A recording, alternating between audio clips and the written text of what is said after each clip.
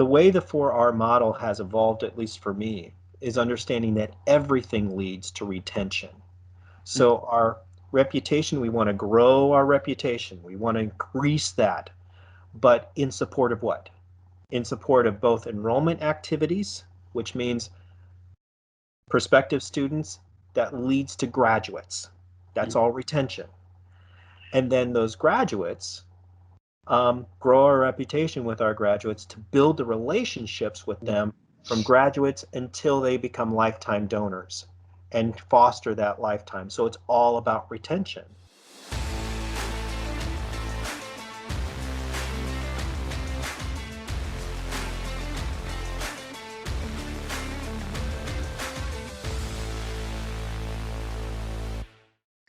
This is it, episode number 5. This is a special one, episode number 5, and the first one in 2021, Over a Pint Marketing. I'm your host, one of your hosts, Pat McGovern from Acedia. Probably, guys, I think you would have to agree with this, probably the best digital agency in the city. Yep. Right? Yep. Yeah, I'd say that. And joining me is my co-host. Pat, thank you, sir. Brian Meehan, president of Celtic. As mentioned before, we are a full-service marketing communications agency in Milwaukee in the 3rd Ward. And I don't know just what I'm drinking tonight, just to let everybody know, since this is Over a Pint. I'm drinking Rift, which is an IPA from the good folks at Central Waters. Awesome. We've got a very special guest tonight. This is super cool. A friend, a big, in Scott Galloway's term, to borrow a phrase from him, a big blue flame thinker, Doug Clark. Doug, how you doing? Wow, well, thanks. I certainly appreciate the kudos there. Well, hope I can live up to it. We'll see after I get done drinking my I have with me tonight a Backwoods Bastard, which is what some people sometimes call me. But it's from Founders in the brewery in Grand Rapids, Michigan. So awesome. Great ale that is a bourbon barrel aged ale. So it's very good. So thank you for having me on. Cheers, Doug. Thank you so much for being on. Doug Clark is the director of marketing and advertising for Loyola University in Chicago. Brian, I've talked to you about Doug before. What's fascinating about Doug is just his background. All right, I mean, this guy knows higher ed because he's living in higher ed right now.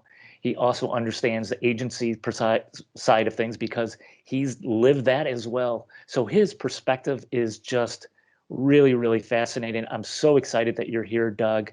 Thanks again. I don't know, Brian, you and I have talked a lot about this, is if there can be a hotter topic right now than higher ed. Oh, yeah. I mean, it is white hot.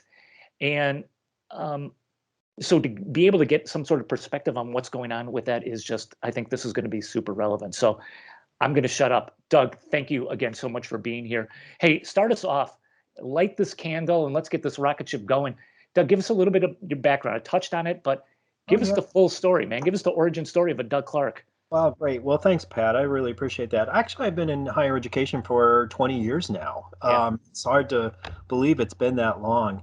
But my career, over the course of my career, I've been at 5 different institutions now as an employee, but in the consulting work that I did with a company that I had, Collegiate Web Solutions, at the time, I worked with over a dozen institutions from coast to coast. And, over that period of time, it gives you a lot of perspective on not just the higher education space and what's happening in the industry, but it really gives you a perspective on the institutions themselves and what makes every institution special. Right. And that's what I find really appealing about working in this industry. I've done over the course of my career, I've been in public relations. I've been in the web. I kind of grew up with the web, if you will. So I did a lot of programming work at one time, and that's actually how I got started in higher ed. I came in at Butler University in Indianapolis as their director for for web communications or web software development on the IT side. And and over the years, as you know, the web evolved and then became social media, and then email. You had email, and then social media, and then just the evolution of websites brought me into more branding work and integrate. Now I'm really doing a lot more of integrated brand marketing. You know, so I've had a lot of different experiences in different industries, and I kind of collect all these different experiences. Like I was in secondary education when I started out. I spent some time in politics, and you know, politics is given it gives you a perspective, and I think a way to work within higher education, because you have if you're really going to do politics, not the way that we're doing it in our world right now, but if the politics is really the art of compromise. And when you bring that perspective into higher education, I think it really helped me kind of forge good relationships and have meaningful work in this space. So spent a little time in healthcare, and then finally ended up in higher ed. So I really enjoy working in the space that I'm in, and really like making a difference in the world this way.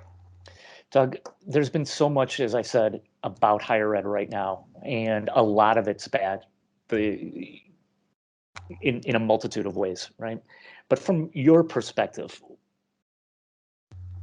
give us the state of higher ed, right? From Yeah, your your POV on this. What's going I, on? you know, it's really interesting, and it's understandable why higher education is really we're going to see a lot more of news about higher education in the years to come. Not only is it being impacted so much because of COVID right now, but in the future, we're facing in higher education a really what we call the birth cliff, and it's the changing demographics within our society right now, within our country. There's going to be a fall off rate, pretty dramatic, especially in the Northeast and Midwestern states. We're going to see population declines, and the number of prospective students available for institutions in that area really dropping off. And it's and then when you add in the pandemic that's been impacting higher education, the word I would use to describe this state of higher education at this point is disruption. Mm. You know, we have learned, other industries have learned a lot about disruption and the causes of disruption, the forces that you're dealing with, and higher education is really starting to face that in a dramatic way. It's been lingering for some time. If you kind of go back even before the 2007 economic downturn, I think that's when the wake-up call came to higher education, really, and institutions were faced with that disruption at that point, and it really hasn't stopped. You know, Pat, I think it's funny when you said disruptive. You know, the first thing I think of is Amazon when I think of disruptive, but then higher ed's not far behind that. You know, I mean, just how, I mean, Doug, you did a nice job explaining just all the challenges that are out there. But you know what? Here's the reality. There's challenges, but then as we know, there's opportunity. And it seems like a lot of schools have kind of come around to the fact that, you know, we got to do this a different way. You know, maybe it will be a hybrid model. Maybe it will be more online. Maybe we'll focus more on skill sets and prepping people for jobs of today. So how does a traditional university, as parents maybe look at going, you know what, in the old days, you went to four-year school. If you screwed around for a year, it doesn't matter because the tuition was next to nothing and you got out. Well, now, you know, as a parent who has a junior in high school, it's like, we're going to be making a significant investment here. What's the value of that four-year, you know, college experience, and how has that changed over the years, I guess? Yeah, you're right. I mean, that's been a topic for some time, especially in amongst liberal arts institutions, is how to help families understand the value of a higher education, and that it extends beyond just your first job. It's really training for a lifetime. I think that's in this period of time that I'm describing, you're seeing a lot of institutions grappling with that question. It's not just about we just need to get our name out to the right markets anymore, and there's going to be a sea of students that we can choose from. No, that's not the case anymore. You really have to evaluate your value proposition Yeah. as an institution and live to that value proposition all the way through and be able to showcase the stories that go along with that and the proof points and really elevate that. So we're going to see a lot, I believe, um, a lot of innovation, as you alluded to, because I think we're just in that period of time where institutions have to think differently about education, and the models that has been used in the past is going to be disrupted, and it already is, Yeah. because Yeah. if you think about 20 years ago, um, you know, people were some in our industry were kind of the University of Phoenix, ha ha ha. But you know what? To your example, Borders did that too, Yeah. when Amazon came on Yeah. board. And so, and we think about fast forward to now, everybody is an online institution. So, Absolutely. with the pandemic, so we have to really grapple with that. So, to the other factor that you're talking about as a parent is the other part that I believe is going to happen in higher education, and it already is, but it's going to be to who can do this well, is really nail down their value proposition, really target the right audiences, really show the value of a higher ed institution degree. And I think, you know, institutions have been pushing and investing in kind of like there was, I read some articles in the past about institutions who were um, they were competing against their physical plant. So whoever had the newest building, Yeah. you know, it was always the best building or the newest residence hall, or, they were competing on their footprint. Um, well, now with the pandemic, things have really changed. You now have to compete on the quality of your education, Yeah. which has always been true, but now we have to really sell that, and really convey that and really differentiate that, um, when everybody else is providing the same level of service. So I think we're going to see much more innovation when it comes to marketing and communications work, and really living to the value of an institution and showing the value of that degree extends beyond just the first job. Yeah. Hey, Doug, so what I've heard when you were talking is a lot of value proposition mentioned, target audience, things that you would associate with companies that are not higher ed, right? Yeah. So talk to me about the role of branding now. I mean, obviously this is becoming more and more important, but talk to me about how you have seen this thing evolve, your experience with branding circa, 2007 versus 2021 and where it's going. Oh, I'll go back even further, because I'll go 2000, 2001. Go, When brother. I first came into higher ed, um, branding was the dirty word. If you were in marketing communications, you would have to find ways to talk about branding and marketing of your institution with your faculty in ways that never spoke that word. So you had to kind of craft language around that to get to the point, because that's not the way. At that time, not the way that academics saw themselves. And they didn't want to be thought of as marketing an institution like you would market Coke, you Mhm. know. But things have changed dramatically, and I think to really 2007, I believe, was the shifting point for many institutions. You had some early adopters before then that were starting to talk about branding, and they were moving towards integrated marketing programs, and especially um, how marketing and communication, you saw that shift when marketing communications went initially from being in advancement and being your press office and your publications office, and in those early days that I'm talking about, and it transformed. We were called into service to help support enrollment. And so you've seen this migration in some institutions of moving their marketing communications office from advancement to enrollment. Yeah. And then you started to see some institutions being a little more progressive and going just from enrollment to actually having a standalone division of marketing communications that had the same seat at the table, at the C-suite table as everybody else. And you're still seeing that transformation, I believe, happening right now. But I think it's been accelerated more since 2007.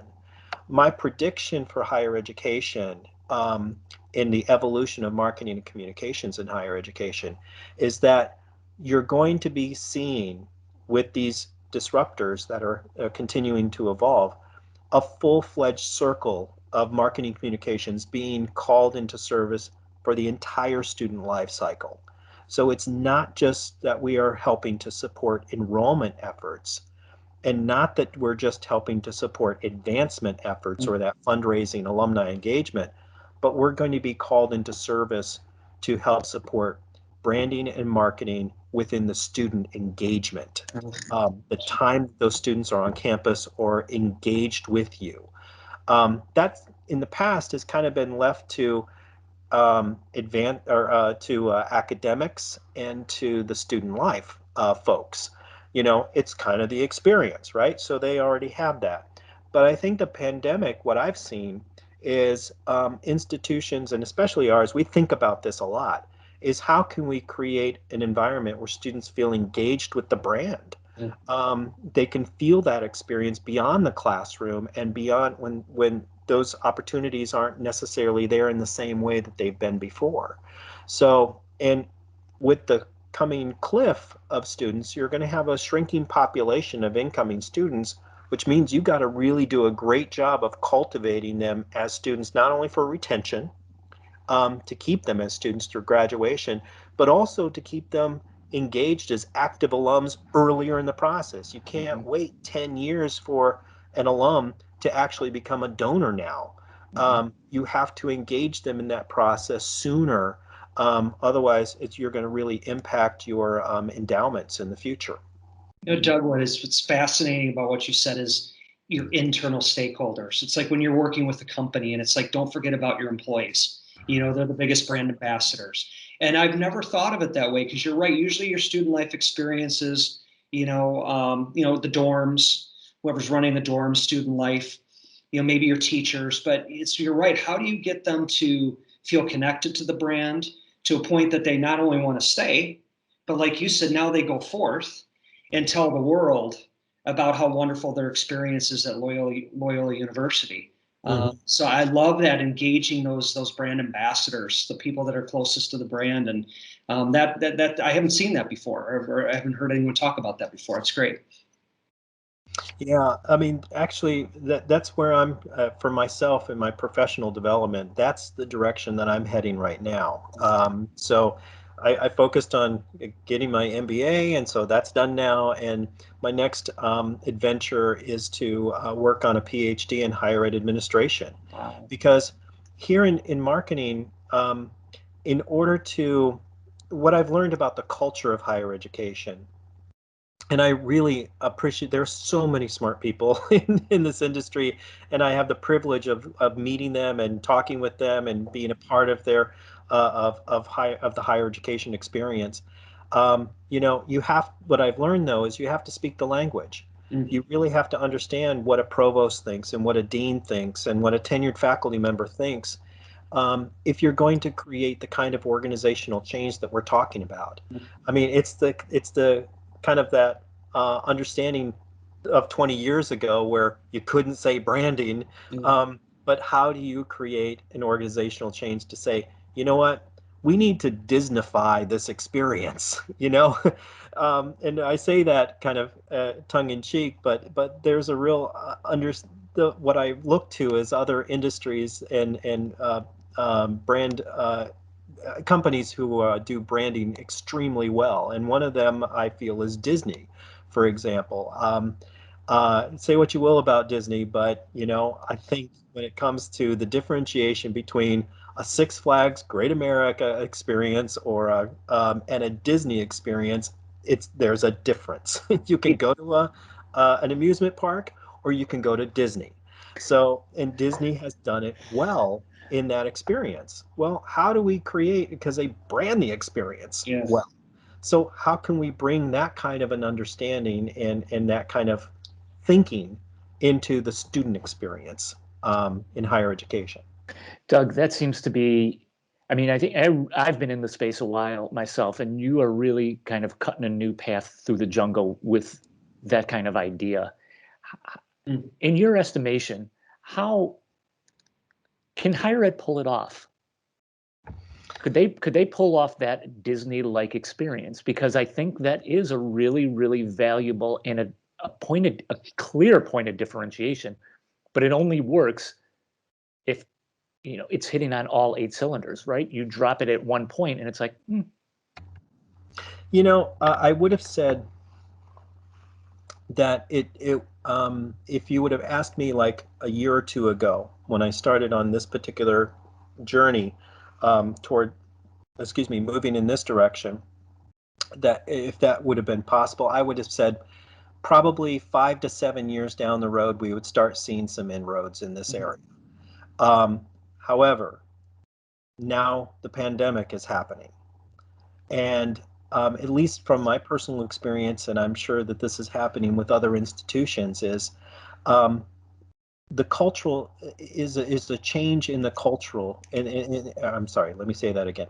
It's a change in the culture of our institutions internally, how we work together. The pandemic has actually forced us to get out of silos and be cross collaborative in the way that we approach really difficult and challenging problems for our institutions. Um, and I've seen that, so that gives me a lot of hope that, and we're all kind of, at least I'll just give an example here at Loyola, we're all working together across different units and across divisions and coordinating on what is the student experience? How can we elevate that? How can we work together? And we know that it's a cross-discipline approach. It takes the insights of your student life people. It takes the understanding of the faculty. It takes marketing communications. It takes others who, within this institution who have different perspectives to come together and really focus on that. Doug, I want to go back to something you said, and that is the entire student lifestyle or life circle, excuse me, or life cycle. I know you have talked about the 4 Rs and that whole ecosystem. Doug, for me and Brian, talk to us about that concept and how it applies. Yeah, so I appreciate that. You know, Thinking about the model. So backstory here on what you're referring to. So I call it the 4 Rs of marketing and communications, and it's a way to think about being integrated with the life cycle of higher education. That's kind of where it began. Um, and the 4 Rs are reputation, recruitment, retention, and relationships. Those are the 4 Rs. And if you were to think about the life cycle of higher education, um, that fits the way a student journey is. So I really evolved this because of the challenges that we were facing in higher education. So at the time, when I was in a leadership position and trying to figure out, as a marketing communication shop, how do we really understand our place within an institution? And how do we service different components when we have different people that are coming at us with different requests, some of them strategic, some of them not? How do we say no to certain things? How do we allocate our time and our resources? And how do we balance that with the expectations, the growing expectations of your presidents and vice presidents to make an impact on the bottom line? So, and at the institution that I was at the time, the president said, this was really the genesis of this understanding. He said, I don't want to do anything that jeopardizes our market position. Hmm. And so I thought about that. I was like, okay, he said that at a cabinet meeting. You know, we're sitting there in a cabinet meeting and I forgot the topic we were discussing, but he mentioned that. And I was like, okay, that's a good point. Okay. So what does that mean? So how can we frame what we mean by not jeopardizing the market position? What does it take? And so that started me on this journey of understanding that of how branding, first of all, fits into this picture and how we need to orient ourselves as a marketing communications office around the brand, but also around the strategic impact that we can make for an institution. How do we align with the strategies of an institution and what the president and the vice president or your CFO or your enrollment VP or your advancement VP, what they think about in those values, strategic metrics that they think about. So so I started to put into context the 4R model, and from my perspective, it aligns with where we're going as this in our industry. So we were always about reputation. Um, Early on, that's what we were always about, and so we were a little more aligned with advancement in that way. It was always reputation and support of relationship building and fostering those alumni connections to create more donors and to build the endowment. Um, those shifts in 2007 and before then were beginning to move us into the recruitment stage. So reputation in support of recruitment efforts. And then when we think about the engagement pieces that we're focused on, that was about, you know, awareness, building towards engagement, and it's all towards that idea of retention. So even though retention is a higher education word about the student experience, the way the 4R model has evolved, at least for me, is understanding that everything leads to retention. So our reputation, we want to grow our reputation. We want to increase that, but in support of what? In support of both enrollment activities, which means prospective students, that leads to graduates. That's all retention. And then those graduates grow our reputation with our graduates to build the relationships with them from graduates until they become lifetime donors and foster that lifetime. So it's all about retention in the end. So the model that 4R model has helped our office in what we do at Loyola, for example, to think strategically with our partners, to understand our place in working with enrollment, with advancement, and with our colleagues in our schools, to build their reputation and to support their objectives, and their strategic objectives. And we know at the center of all of it is our brand. And our brand needs to extend and be utilized and supported for all of those in support of the 4Rs. So we have our project portfolio. We know our portfolio is aligned with the 4Rs. We know then our campaigns and our plans are fine-tuned to those objectives. So for us, it's become a way of life, if you will, a way of working and operationalizing not only what we do, but how we work in partnership within our institution. So we verbalize it a lot with everybody, and you probably get tired of hearing us talk about the 4Rs, but you know, we don't care. There's the fifth R, which is repetition. So that's true. that's always a When you're getting positive. tired of it, it means you're finally getting through to some people, you know? Right, exactly. One question I have, it's a little bit off course, but it has to do with recruiting teenagers. And I know parents are influencers, and there's alumni that are influencers, but I'm interested in the teenagers, because when I get home from work, there'll be 3 pieces of mail, you know, traditional old school DMs from universities around the country. What's working with kids today as marketers? You know, what are some of the things that you're doing that really gets them excited and connected? Because it's challenging. I mean, teenagers are tough. And, you know, they've got a million channels that they communicate through, many of which parents don't even know about. So I'm curious just how you reach that 17 to 18-year-old kid. What are some things that are working? That's a really good question because it is about the amount of channels that students have to work are working through. Um, always, for us, it's about being able to tell a compelling story. Um, I say within our in getting that into the places that where they are. So our targeting methodology has to be super focused. Yeah. Um, and not only just with us and the way that we've pivoted our marketing, but I did an analysis fairly recently. I got a report on the Chicago market, for example, and higher education spends in the Chicago market. And which you're talking about, for example, in Chicago, there's like $1.3 billion just for higher education that is spent in the Chicago market. I was floored. But Wow. 74% of that was on digital channels. Yeah. So, which is not surprising. Yeah. Everybody is moving into digital, and I think you're seeing compelling stories that are digestible nuggets and creates a spark of curiosity. That's what I tell our Yeah. folks when we're doing reputation building is we don't have to tell the whole story. We just have to spark the curiosity, get a sense and want somebody to go to the next step.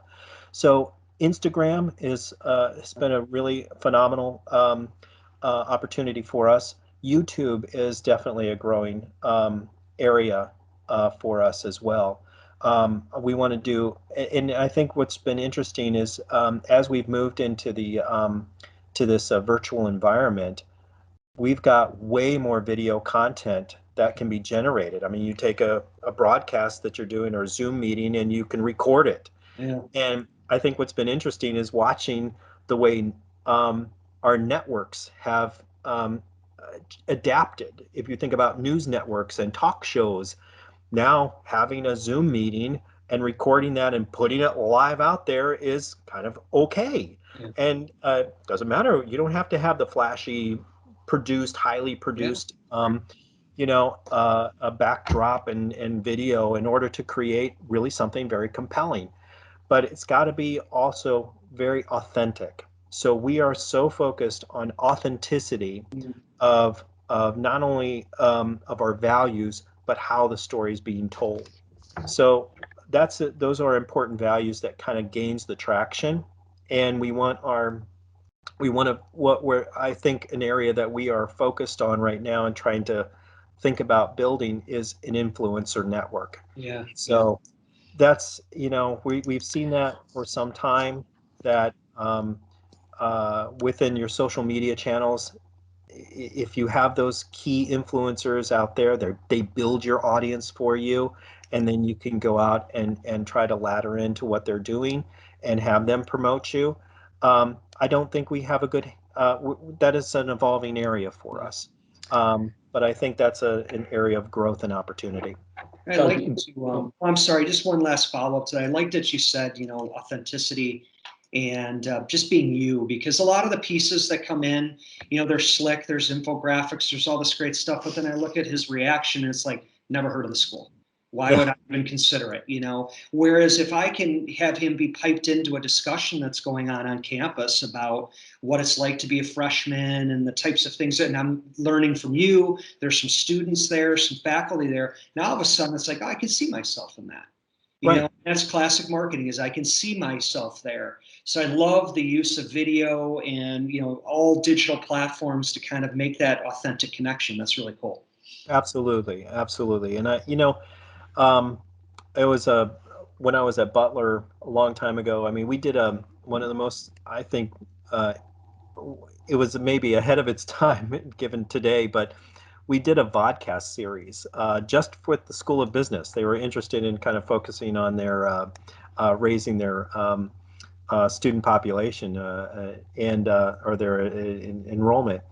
And so we did a series we followed two students Mm. from the time that they had accepted until through their first semester. And so we did like flights of three Love it. videos, and we Yeah. did like three flights of those during the fall recruitment season. And it was almost like in real time.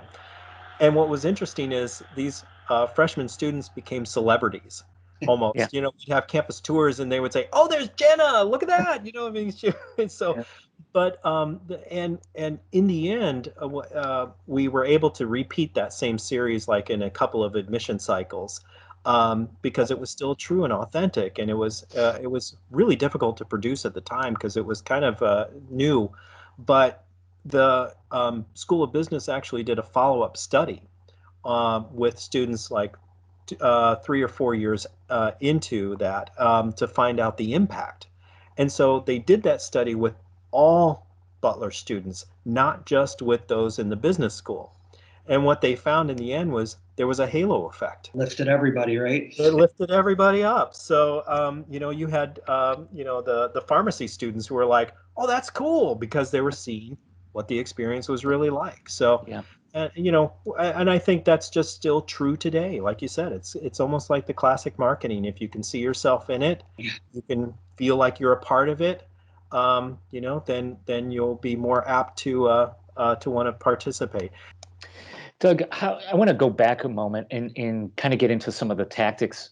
You said something really interesting about getting very targeted, promoting the brand.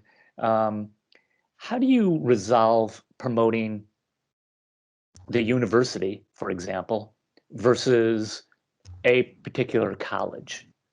Yeah. Right? Because Hmm. maybe the university overall, but the business school or the law school or the school is really well known. So how do you talk to us about that a little bit, and the kind of the thought process that goes into that? Well, I have to say I'm still evolving on that one, because uh, you have the challenge from my perspective, at smaller institutions, you would want to find some flagships, um, meaning some of those areas of the institution that are well known. And to just our last point, if you can elevate them, sometimes that lifts all boats, Right.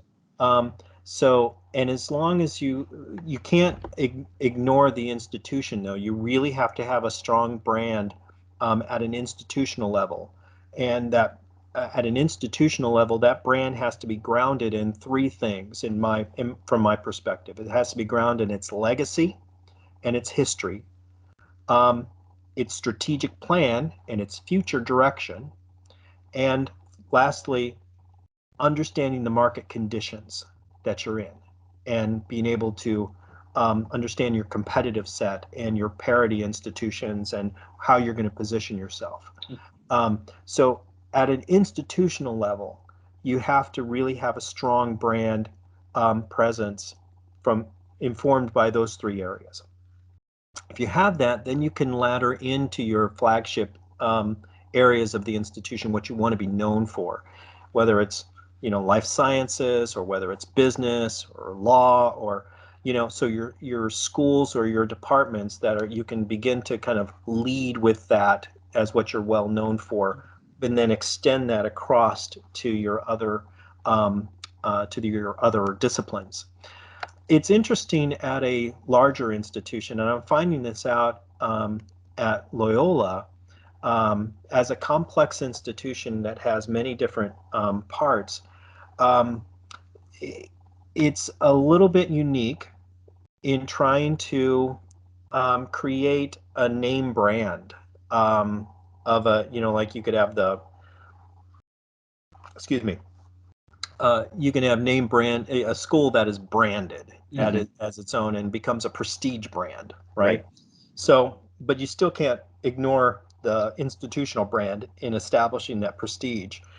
At at our institution, we have a lot of different schools that are named right now, but they are in varying degrees of prestige. So trying to create a brand architecture system that is encompassing of an institutional brand and brings that into each of the schools and their own areas of differentiation and their own positioning statements, but yet connected to the whole, is part of an architecture plan that I'm working through right now. Wow. So, and you have to kind of you have to do both, because the reality is, um, a, a school of law or a school of business, for example, um, in every school, if you think about it, your liberal arts college, your all of these different schools, they're all competing with their same types of their segments. So not only is the institution competing across with other institutions, but you have to recognize at some level, and especially larger institutions, your schools are competing with others like schools, other business schools. And usually they're competing for, graduate students or reputation for undergraduate students, or they're competing for grants. Mm-hmm. They're competing for donors. So you have to kind of give respect to that as you're in development of a brand architecture system. So, Doug, I want to get your perspective on something here. When you talk about marketing and you talk about higher ed marketing specifically, the battleground has been the traditional freshman, right? How do you get that kid who's coming out of high school into my institution? mhm. So much of the ink that's being written about higher ed, that's where it seems like the focus is. Higher ed, is there an opportunity to change the game?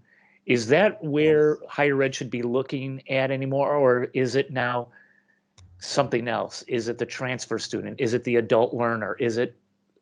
What do you think, Doug? Give me your hot take on that. I really think you're touching on exactly the right point there, Pat.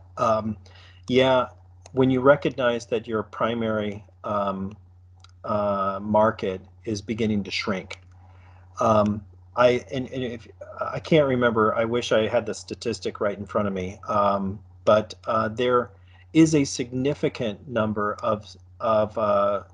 there's a significant population of adult learners who had started in a college education but didn't complete their Yeah. degree.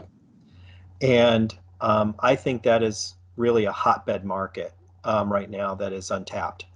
Um, so institutions, traditional institutions, need to innovate and adapt to um, focus on that market. You're starting to see some institutions that are trying to do that. They're talking about it with, of course, they start with convenience factors, making sure that you can have night classes or evening classes or rapid degree, ways to get your degree faster. Online is another avenue because you're seeing University of Phoenix and other online institutions, they're cherry picking that market. So, and so I think for traditional institutions, that's an opportunity because you'd rather go to somebody that you know and in your backyard. So and I think that the competitive advantage there is for metropolitan based institutions in that space. Um, but I also think you're going to see um, a move for some institutions to look for innovations because really what we're recognizing, especially if you think about the automation of work and some of the way the workplaces are changing at this point, you're going to look for the need for stackable degrees or for certificate programs to continue your lifelong education. It's not, I mean, if you look, heck, I just look at my own career. I was in public relations, I was in politics, I did computer programming, I'm in web development, and now I'm in integrated brand marketing. So you have the truth is if you're in this professional in the world, you're going to have many different careers and career paths, and you're going to evolve over time. So I think we're going to start to see institutions that are recognizing that and creating more either stackable degrees or more certificate-based programs, extended degrees that you can start with a core and then you can build it and add to it over time and I think that would be a great program for alumni if you were to do that and help your alums continually be competitive in the job place. So it Yeah. would really be interesting for institutions to adapt and evolve in that space. That's the kind of innovation that I think is on the horizon. Doug, you've been in the space over 20 years. You said you're a student of understanding marketing, understanding where this whole sector is going. Doug, take out the crystal ball. Give us your prediction. What do you see as the big changes now coming up? What do you see happening over the course of the next 5, 10, X amount of years in higher ed? Give us the good, the bad, the ugly. Well, I may only just say 5 because I think even then 5 years is anything could change. It's so rapid in our world right now. Sure. So, what I'm kind of thinking right now is two things kind of stand out, at least in the context of marketing communications, that we need to be considerate of. One is I think we're going to start to see more partnerships and cooperations. You could think of that in other industry segments as mergers and acquisitions, if you will. I think higher ed is it's not going to be mergers and acquisitions necessarily. I predict that it's going to be more partnerships and cooperations. Mm. And you're going to start to see that within the industry, across different segments of the industry. So I'll give you an example. An institution that I formerly worked at was a little smaller liberal arts institution called Earlham College in Indiana. It's right on the Ohio border in Richmond, Indiana. Quaker institution, sure. One of my favorite schools to work for, by the way. I think they just have one of the best liberal arts types of education, and their approach to it is just phenomenal. I'm a fan of the liberal arts, so I say that with a great deal of heart. But they're an institution that is really, they're in a very competitive space. So they're in that Great Lakes region in the Ohio kind of area. Lot of competitive institutions in that space, shrinking populations. And they did something recently that I took note of. I saw just recently they're doing a partnership with Ivy Tech. Ivy Tech is Indiana's community college system. So they're creating a partnership and a pipeline with Ivy Tech. So even though they may not be the four-year institution, they're going to be that extension of Ivy Tech for those students who are interested in that. I think that's really rather interesting. It gets them into, I mean, when I started at Earlham many years ago, a lot of people were like, from Indiana, were like, who's Earlham? Wait a minute. Earlham is your liberal arts institution in Indiana, one of the best ones, and the one that has the most international reach. They were one of the most globally connected university or colleges in Indiana, and usually in the world. So I think that in cross-industry segments, but I also think you're going to see more cooperation between higher education and corporations. Coming about, create pipelines for that continuous learning that corporations need to train within their workforce. I also think within different collective groups. So just thinking about, for example, the institution I work with, we're part of the Jesuits, so AJCU. And there's going to be probably more cooperation between Jesuit-based institutions to work together to kind of support each other. Mm-hmm. Even though we're kind of competitors, mm-hmm. we still are, there's an ethos of how we approach higher education that I think will transcend some of that competitiveness and will be cooperative in some respects. So those partnerships and cooperations, I think, are the first trend. The second trend that I would point to is I think we're going to start to see schools transcending their campuses to become what I would think of as a name brand status. So you have your Ivy League schools, for example. Everybody knows Harvard, everybody knows Yale, but I think you're going to start to see institutions that are going to be transcending their campus locations and becoming more nameplates. One of the examples that I'll raise here is, again, it's just within my purview. I'm sure other institutions in other parts of the country are probably doing this, but I think about Purdue University. They have been very innovative. I go back to 2016, 2017, in that time frame. Purdue had acquired Kaplan, mm-hmm. The online institution, and they transformed it into Purdue Global. Mm-hmm. And all of a sudden you took the Purdue system, which was land grant institution, Indiana based, and now they transcend themselves to become an online institution with a much further reach. They parlayed that kind of strategy with they had a sesquicentennial that came about a couple years ago, and their 150 celebration. They really identified some of their key flagship pillars from a branding perspective, and they've applied that together to now create a Purdue brand that is pretty phenomenal. I think they saw some of these potentially these trends coming. They made some changes, and I think they're well positioned to become a nameplate brand that extends beyond just Indiana. Yeah, yeah. I have something that's non-marketing communications related. I'm a basketball fan, so I have to ask about Sister Jean. I have to go there, and I'm curious if you've met her, spoken with her, know her. Talk about a phenomenal PR story Oh from my gosh. 3 years ago. I mean, it was a global story, so fantastic, and she celebrated 100 years. Oh yeah, she's this fall we're planning on celebrating her 102nd birthday. Wow. So I Sister Jean, yeah, she got such notoriety during the Final Four and Loyola's advancement in the Final Four. She is such a good-hearted person, and she is active. She cares about the students. She is actively writing to them.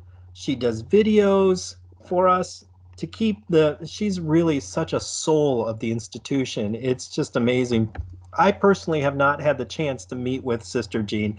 I came to Loyola a little bit over a year ago, and then the pandemic hit. So, her she is a lifeblood of the institution and such an amazing person. When we were transitioned to the online experience a year ago in March, after kind of everybody went on quarantine or went home, we all went virtual. We wanted to elevate the student experience. We wanted to keep that going, that kind of, oh my gosh, all of our students are home. We want to make sure that they're, and we kicked it off with Sister Jean. And Sister Jean did this prayer and, helping, she did this video for our students. And at the time, it kind of fell right into the March Madness period of time. Yeah. And so we did a press release announcement of this video, and it just took off. It went viral. So, I mean, even though we had the Final Four a few years ago, where she was the feature, she still has such star power. I mean, we had like 8 million impressions from all of this, and the coverage was just phenomenal. Yeah. Biggest thing I have ever seen. In my time. To your point, Doug, it's a story. It's an authentic story, and it ties people into the brand. So what a great story it was. I had to ask. Yeah, no, it's great. And it's interesting because from the people that I've met, I'm a fan of Loyola, of course, not just because I live there, but I wanted to be there. So as I learned more about the institution and what its beliefs are, and it's really a large family. And it's true that you take Sister Jean is an embodiment of what you find with so many people at Loyola, that they care so much about students, they care so much about the mission, and they care about each other as a community and a collective. So it's just a great place to be. In marketing and communications, while there's many great things about working for outside of higher ed, I'm sure with other industries, and you can always make more money someplace else. But I got to tell you, my heart is absolutely in higher education, and it's because of institutions like Loyola that I enjoy it. Doug Clark from Loyola University in Chicago. Doug, thank you so much for being on the podcast. We've talked over an hour. I say this every time I talk to you. I don't feel like I even scratched the surface. I could keep going down this higher ed rabbit hole, and you are just a big, fascinating thinker on this. Thank you so much for being on the show. Wow. Well, I mean, thank you, Pat and Brian. It's been such an enjoyable experience to be talking with you. And, I really am a big fan of higher ed. It's the way that I feel like I'm making a difference in the future of tomorrow, because there's so many bright and brilliant students who come into higher education everywhere, and they're making a difference in the world. So thank you for the opportunity to share with all of you and your listeners. It's been a pleasure, Doug. Thank you so much for your time and really giving us some insights, some important insights on higher ed and where it's going. Really appreciate it. Thanks.